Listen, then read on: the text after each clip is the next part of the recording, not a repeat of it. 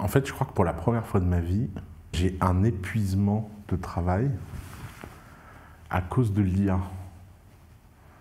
Et j'avais jamais réfléchi à ça parce qu'on n'arrête pas de dire que l'IA va nous remplacer et supprimer du travail. Alors qu'en fait, ce que je constate, c'est que l'IA nous permet de travailler 24 heures sur 24, 7 jours sur 7 et de jamais arrêter là. Par exemple, je suis dans un tunnel depuis 8 semaines, mais littéralement dans un tunnel, où même mes colocs s'inquiètent.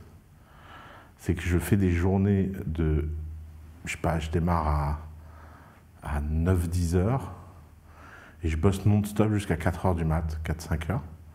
Je sors pas de ma chambre. Et parce qu'en fait, il y a cette immédiateté entre j'ai une idée, j'ai le travail qui est fait, je le review, je fais le feedback. Et c'est vrai qu'avant, dans le monde, il y avait... t'as quand même la pression normalement et la friction du monde. T'as une idée, putain c'est compliqué de la faire, le process de la rendre réelle est tellement long que tu te fatigues en chemin, tu te dis finalement c'était pas une si bonne idée que ça. Si tu as du leverage et des employés pour expliquer exactement ce que tu as dans la tête et leur faire comprendre et leur faire faire, ça prend du temps. Et après la courbe de feedback par rapport à ça, ça prend du temps. Et donc naturellement, le temps de réponse, c'est un temps de repos. Alors que là, il n'y a pas de temps de réponse, il n'y a pas de temps de truc, c'est quasi immédiat.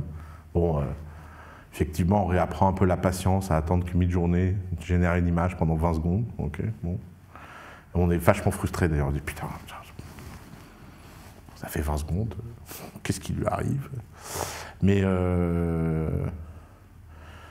résultat, tu produis beaucoup plus de travail. En plus, je suis même pas sûr que... en plus, comme la barre, elle monte, qu'il y a de plus en plus de gens qui font des choses, moi-même, je sens que dans le petit groupe des gens qui font des choses, la concurrence est de plus en plus dingue.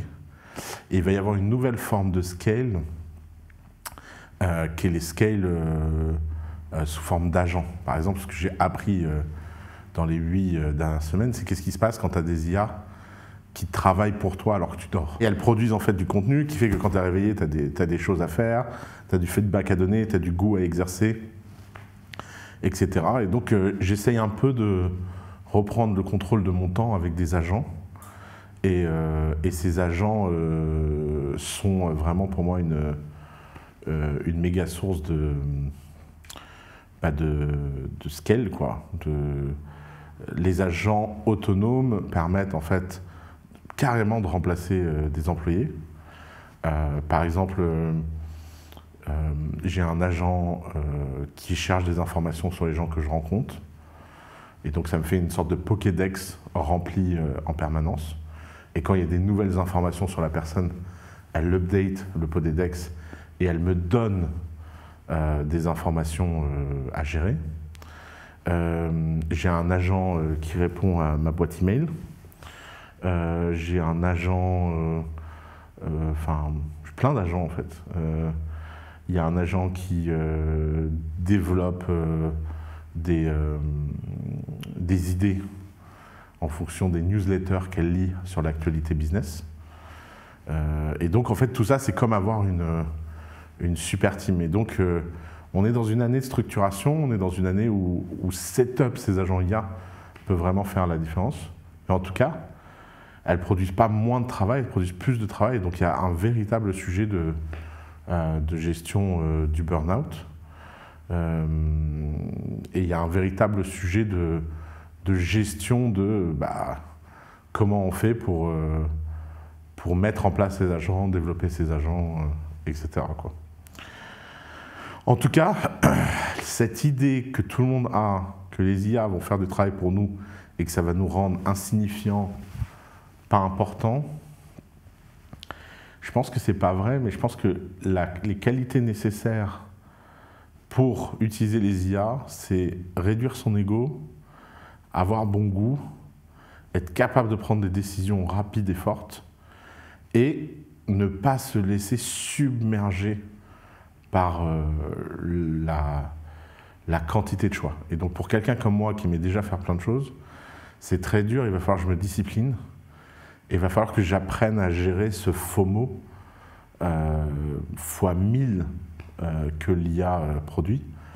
Et ça, pour les gens avec ma personnalité, ça va être encore plus dur. Mais bon, c'est cool, ça fait un nouveau challenge dans la vie.